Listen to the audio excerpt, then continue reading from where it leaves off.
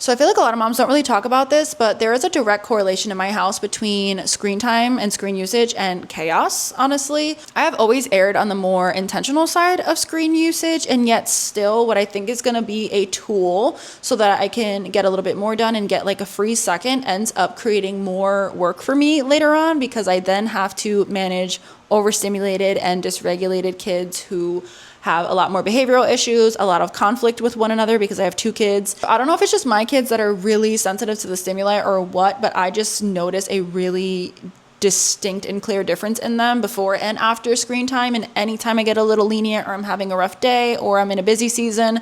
my kids are just different kids. They're a lot harder to manage and I just create more work for myself. So that leads me to, I have been working really, really hard to try and find ways to just have healthier screen boundaries in my home and just to find more quality content for them and to keep them busy in different ways. Because one thing I learned is that you can't just take away the screens, you have to replace them with something. So I've just been working really hard on trying different things around my house and it is really working, and I'm seeing such a beautiful shift in my kids. They are playing better together, they're more creative, they're more imaginative, they do a lot more independent play, and they're just happier and healthier kids, like mentally, emotionally, all of that. So I think I'm going to start a series here where I share all of the things that I'm doing / learning along the way as I try and be even more intentional in our screen usage here at home. So if you are like me and you feel like your kids are a little bit more sensitive and you're trying to find better solutions, let's say you're like a work from home mom and you can't attend to them all the time, or you're just in a really busy season of life, you're pregnant, you're feeling sick, and you can't be entertaining them all day, but you want them to be entertained, then